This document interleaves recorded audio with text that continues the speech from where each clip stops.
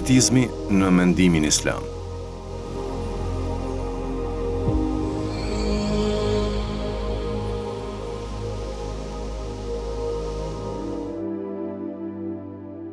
Dietarët mysliman dhe heretizmi.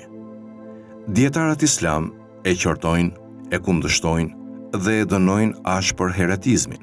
Shumë prej dietarëve shiit kanë nxjerrë fetva për ndalimin e heretizmit të myslimanëve të tjerë. Ndërto, Sheikh Saduk, Sheikh Muhammad Hasan en Nejefi, Ayatullah Said Musin El Hakim, Ayatullah Muhammad Taki El Amuli dhe eruditi Mejlisi.